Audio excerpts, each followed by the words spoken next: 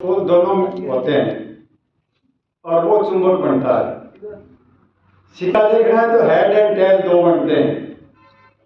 दोनों के दो पहलुओं के बगैर एक चीज बनती है। सिक्का एक ही है, पहलू दो है।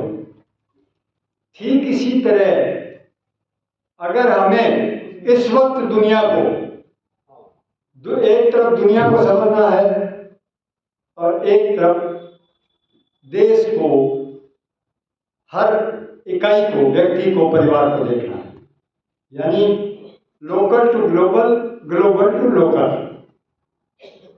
ये बात अगर हमें समझ आ जाए, क्योंकि नेचर भी फिलॉसफी का ये सीधा सवाल है कि नेचर के अंदर हर चीज, अब जैसे मैं आदमी हूं, आप आदमी हो, तो अपन अलग अलग है, अपना अंगूठा निशान भी नहीं मिलता, दो आदमियों के चेहरे भी नहीं मिलते, बिल्कुल विशिष्ट है, पर्टिकुलर है वो।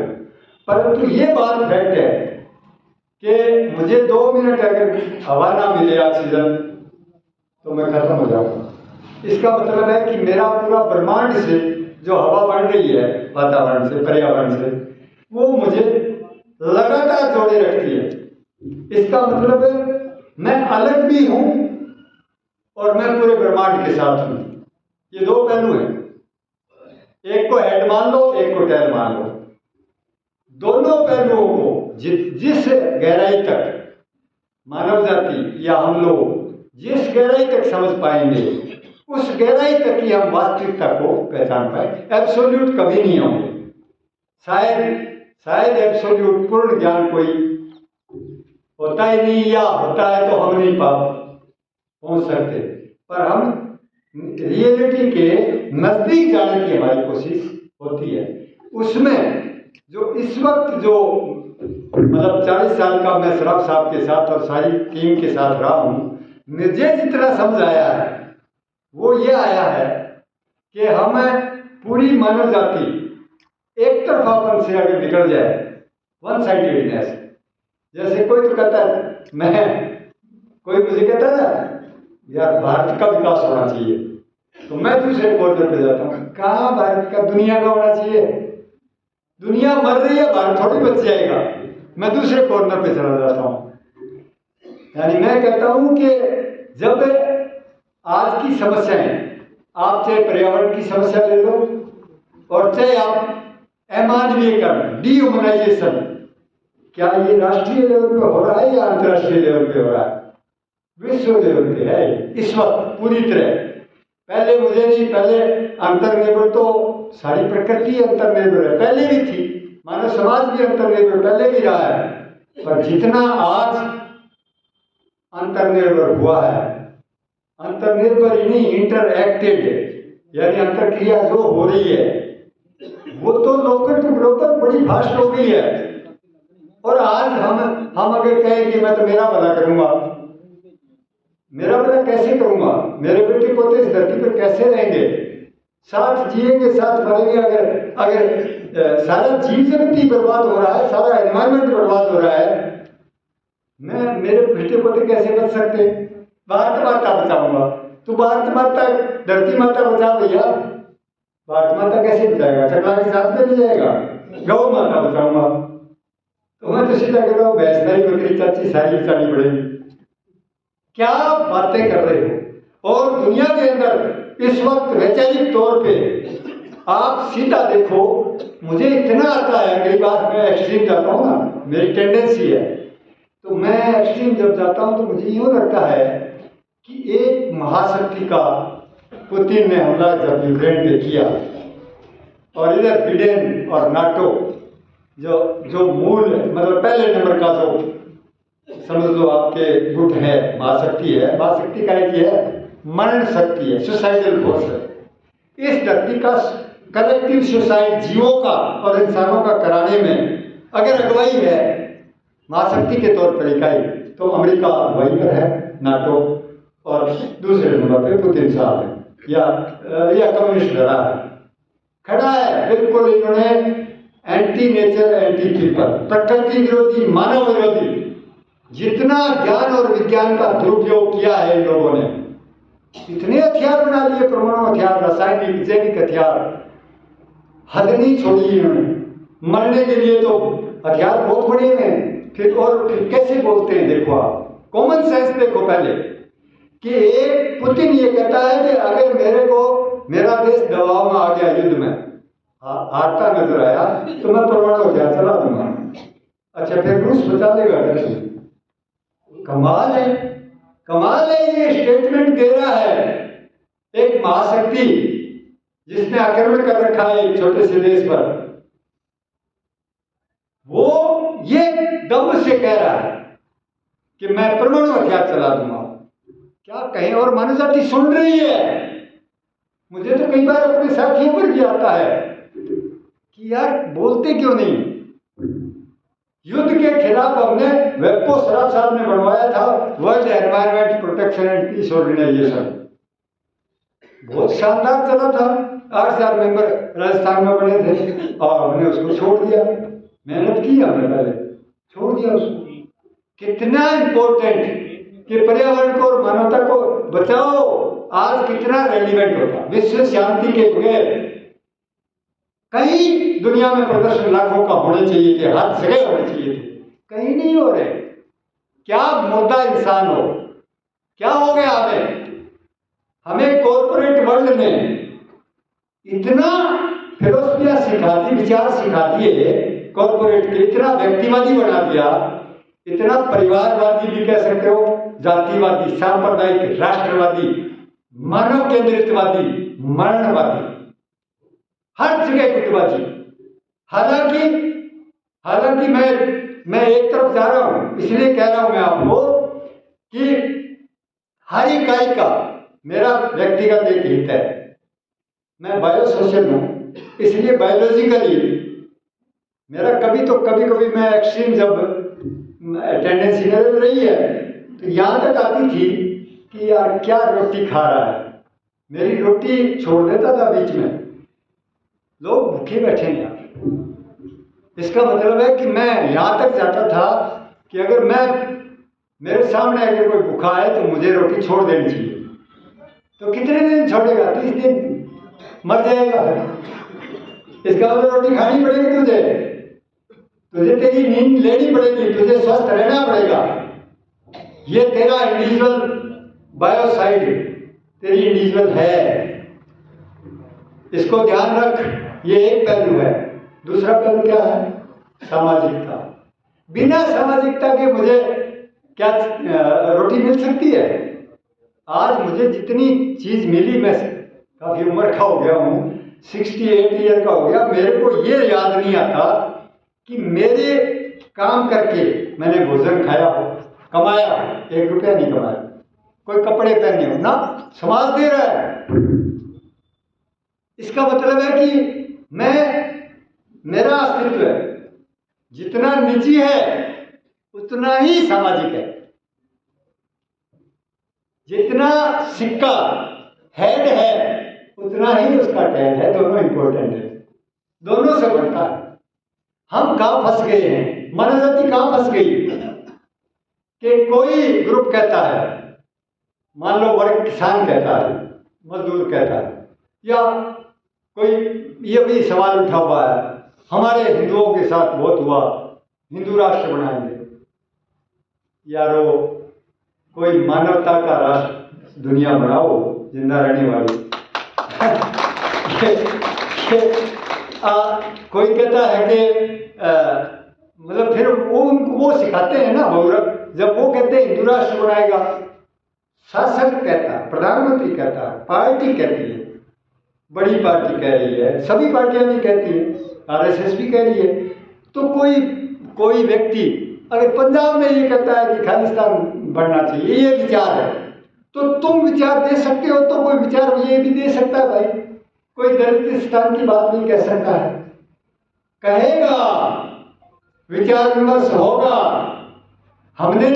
मैं तो हालांकि मैं एक्सट्रीम जाता हूँ तो कई बार ये कहता हूँ यार ये आइडिया ठीक नहीं है, शासक जो फैला रहे, और इनको तो सारा पॉलिटिकल, कई बार कह देता हूँ कि इनको तो सारा चुनाव लड़ने का अधिकार भी नहीं होना चाहिए था बीजेपी के लिए ना, मैं कह देता हूँ। पर नहीं, डेमोक्रेटिक रास्ता ये है कि वो जिस विचार पे चढ़ के वो गुटबाजी खड़े करके हिंदूवाद मुस्लिमवाद खड़ा करके वोट ले लिए, अब सत्ता भी हो गई उनके पास, पर उनको विचारों से हटाओ, उनके विचारों को काटो, उनको प्रतिबंध लेके या उनको मतलब और कोई रास्ता नहीं, तो फिर किसी दूसरे विचार वाले का को तुम क्यों कैद कर लेते हो भाई?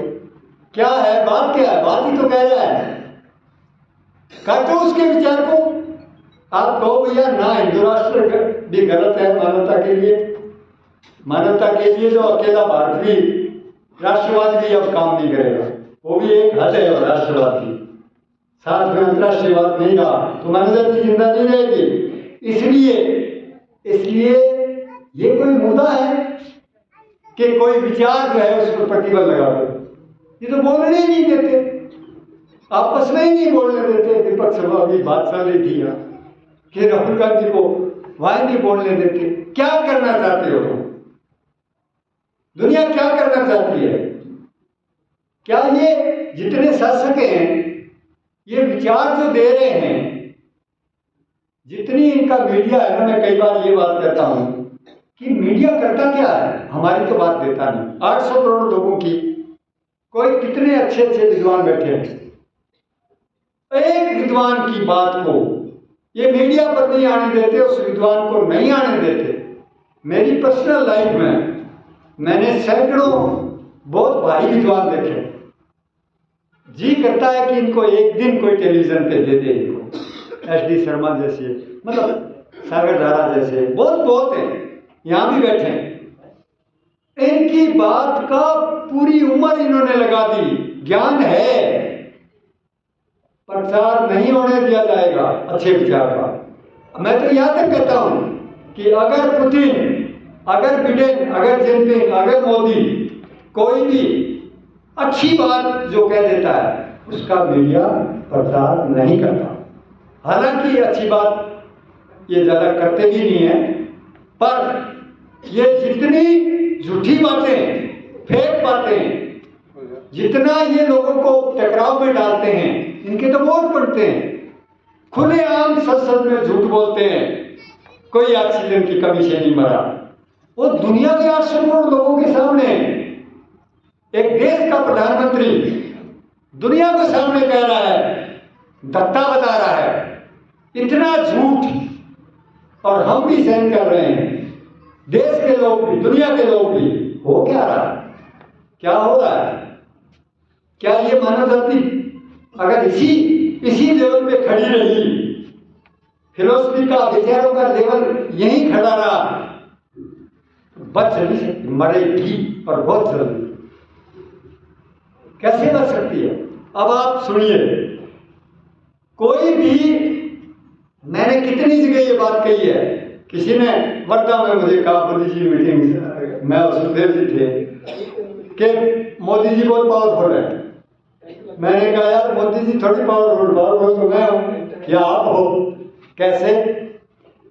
मैं आपके सामने बोल रहा हूं कि ये दोनों महाशक्तियां, अमेरिकन महाशक्ति और रूसी महाशक्ति, पूरी मानवता के लिए और पूरे जीव जगत के लिए खतरा है। ये पागल लेवल की बातें कर रहे हैं, चलाएंगे नहीं चलाएंगे अलग सवाल है, परमाणु हथियार चलाएंगे। मतलब है, मुझे गुस्सा आता है इन पर कि अगर तुमको मरना है तो जहर खा के मर जाओ, हमें क्यों मरवाते हो? जीव जगत को क्यों मरवाते हो? ये मैंने कहा मैं बोल सकता हूं, मुझे को मेरी बात प्रचारित नहीं होगी वो अलग बात है, वो अलग बात है, परंतु मैं बोल सकता हूं, सारी दुनिया की जनता बोल सकती है, ताकतवर है, ताकत तो मेरे में है। मोदी जी बोले हैं ये बात, अगर 3 दिन में उनको या तो सत्ता से हटा दिया जाएगा या CIA और KGB दोनों मिलकर तीसरे दिन हवाई क्रैश करा के मोदी जी को मरवा देंगे। बोल नहीं सकता। दुनिया के 200 प्रधानमंत्रियों में से ये एक गया था पाकिस्तान वाला, जिस दिन वार शुरू हुआ, रूस में गया बिडेन की कैबिनेट ने सीधा आदेश दिया पाकिस्तान की आर्मी और विपक्ष को कि कान पकड़ के इसको हटाओ, उसको हटा दिया, गोली भी मारी है उसको पैरों में और अब गिरफ्तारी। क्या औकात है इनकी, जिनको तुम चुन के भेज रहे हो, जिनको तुम प्रधानमंत्री कह रहे हो, ये भारत माता चला रहे हैं। भारत की राजनीति बदल देंगे हम मोदी को बदल देंगे, हम राहुल को ले आएंगे। क्या लाओगे? क्या है राहुल, क्या है मोदी, उसकी ताकत क्या है? वो तो महाशक्तियों के छुटभइये हैं। जैसे आज एक कलेक्टर की पोस्ट पे बैठा होता है ना, वैसे पोस्ट पर बैठे हुए। इतिहास गवाह है कि इससे मानव जाति को बादशाहों का राज दिल्ली में होता था और लोगों को ये भी पता नहीं था। हमारे लोग राजस्थान के बोला राठौरों का राज है, फलाना शेखावतों का राज है, महाराणा प्रताप का राज है, फलाने जाट का राज है।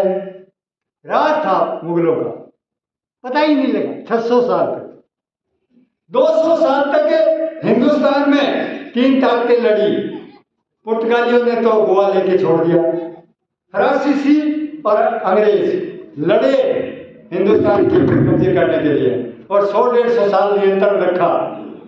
और मेरे बाप दादे को, मेरे गांव में मेरे बाप दादे को नहीं पता था। जब आजाद हुआ तब पता लगा वो राज अंग्रेजों का था। मैं बीकानेर स्टेट में पढ़ता हूँ, गंगा सिंह का राज मानते थे। आज अच्छे से अच्छे कार्यकर्ताओं को, एक्टिविस्ट तक को, कि मुंह से शब्द नहीं निकलता कि भाई दुनिया बदले, भारत को बदले, भारत को सुधारे, किसी के मुंह से। गजब हो गया। ये पता अभी भी नहीं है कि दुनिया का जो विकास मार्ग है, डेवलपमेंट मार्ग है, वो कैसे इंटीग्रेटेड ग्लोबल, पता ही नहीं लगने दे रहे। सब कह रहे लड़ाई है, सब कह रहे अमेरिका और रूस के बीच लड़ाई है। अच्छा, अमेरिका और रूस के बीच में व्यापार नहीं है? कितना व्यापार है इनके बीच। रोजाना स्पेस के अंदर इनके सैटेलाइट छोड़े हुए हैं, संयुक्त है, वो साझे हैं, लैबें चल रही है इनकी साझी हैं। चीन की वुहान लैब भी साझी थी अमेरिका के प्रोजेक्ट के।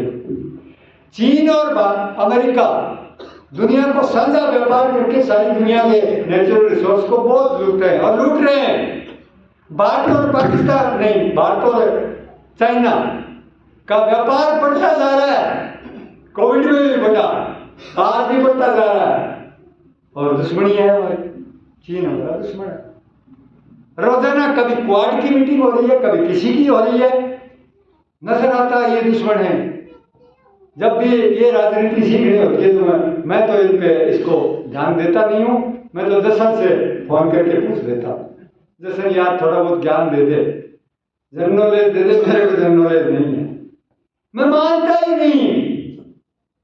सारे कहते इनके बीच ये लड़ाई है। मुझे पता है लड़ाई है इनके बीच, चोरों के बीच लड़ाई है। ये 500 महाशक्तियां मोटे चोर, 200 छोटे चोर, ये दुनिया को, प्रकृति को, इंसान को इन्होंने बर्बाद कर दिया है, मौत के किनारे पहुंचा दिया है, लूट लिया है। समझौता लड़ते किस जगह पर है? बंटवारे में। हमें क्या लेना देना? जनता तो दुनिया के 800 करोड़ लोगों के सामने ये सवाल है, तुम्हें क्या लेना देना है? इनमें से कौन ताकतवर बनता है? तुम्हें लेना देना है कि इस धरती पर हम बचेंगे कैसे। हम वो काम इस धरती पे नहीं होने देंगे जो हवा, पानी, जमीन, जंगल और जीव जानवर को मारे। हम कोई हथियार नहीं बढ़ने देंगे इस धरती पर, कोई परमाणु हथियार नहीं रहने देंगे, कोई रासायनिक जैविक हथियार नहीं रहने देंगे। ये बात जिस दिन दुनिया के लोगों को समझ में आ गई, ये सरकारें तो वैसे ही चली जाएंगी जैसे राजा चले गए। क्या है, क्या राजनीति है? ये तो बदल जाएगी। बदलो, अपना मानस बदलो, अपना एजेंडा बदलो। इस बात पर आओ कि सांझे को पहला नंबर दो। मेरे मुताबिक इस वक्त, इसका मतलब मैं ये नहीं कह रहा कि कोई वर्ग अपनी मांग ना उठाए, वो साझी उठाए, ये नहीं कह रहा। किसान अपनी मांग उठाए, बिल्कुल, मजदूर अपनी मांग उठाए, अगर कोई आइडेंटिटी पहचान कहती है मेरे साथ ये हिंदूवाद जो कह रहा है कि यहाँ मुसलमान हो, सिख हो, ईसाई हो, कोई भी हो, सेकंड क्लास सिटीजन बनाएंगे हम, कहो क्यों नहीं बनेंगे? हम बराबर के हैं, सारा सबका हिंदुस्तान सबकी धरती है। ये कोई हिंदूवाद के आधार पर, किसी जातिवाद के आधार पर कोई कब्जा नहीं कर सकता इस पर। ये बात मैं इसके खिलाफ नहीं हूं कि हर वर्ग, हर इकाई, व्यक्ति की इकाई, परिवार की इकाई, जाति की इकाई, धर्म की इकाई, वर्ग की इकाई, सारी इकाइयां अपने लिए न्याय मांगे, संगठित हो, कोई दिक्कत नहीं है। परंतु ये न्याय कि पूरी सरबत का भला, पूरा जीव जगत और पूरी मानव जाति के लिए खड़े होने वाले, इसको प्राथमिकता देने वालों की संख्या बढ़ाओ। अगर हम ये संख्या बढ़ा गए तो दोनों, हम जो इकाइयों के बीच जो टकराव है, जो न्याय की कमी है, झगड़ा है, वो भी हल होगा, कम होगा, हल कर लेंगे। और जो दुनिया के सामने चुनौती है कि क्या धरती पर जीवन बचेगा या नहीं बचेगा, इसको भी ठीक कर सकते हैं। रास्ता यही है। इसलिए सरबत के भले का रास्ता मेरे मुताबिक लोकल टू ग्लोबल है, ग्लोबल टू लोकल है। और ये बातें फिलोसफिकली बड़ी, मतलब इस बात तक शराफ साहब ने हमें जो पहुंचाया है वो बड़ी मेहनत से पहुंचाया है। पर हमें ना तो किसी ने सवाल पूछा। शराफ साहब ने कितनी किताबें लिखी हैं, 10-12 साहित्य हम निकाल चुके हैं इंग्लिश हिंदी में। और जिस वक्त उन्होंने निकाले, ईमानदारी से कह रहा हूँ कि कोई भी उनका लेख पहला आता था, वो एक बार तो मैं बिना रुके पढ़ता था, रोटी नहीं खाता था। और उसके बाद मेरे साथियों को 5 को पढ़ाता, कई की 100 को पढ़ाता। और आज जब वो चले गए 2009 के बाद, मुझे कोई ये कहने वाला कम ही मिलते हैं कि सचिन यार वो शराफ साहब वाली किताब निकाल, पढ़ा या पढ़, ना मैं पढ़ता। हम अनपढ़ की स्थिति में जा रहे हैं। मैं अपने साथी बैठे हैं यहाँ कि ऐसा मैं दूसरों पर जोर लगाता हूँ, वो कहाँ है, सहदेवन है क्या? सहदेवन, मैं सहदेवन है अपने सागर धारा, मुझे जो भी मिलते हैं उनको कहता हूँ शराफ साहब को पढ़ो। वो देखते हैं ये बावड़ा है क्या शराफ साहब को पढ़ो, हम इतने विद्वान हैं, अरे अभी कह रहा है कि शराफ साहब को पढ़ो। मैं कहता हूँ कि आपको ज्यादा समझ आएगा, हमें कम आया, ये मैं मानता, पक्का मानता। ये विद्वान लोग हैं, विद्वान लोगों तक हम शराफ साहब की फिलोसफी को पहुंचा नहीं पाए दुनिया में।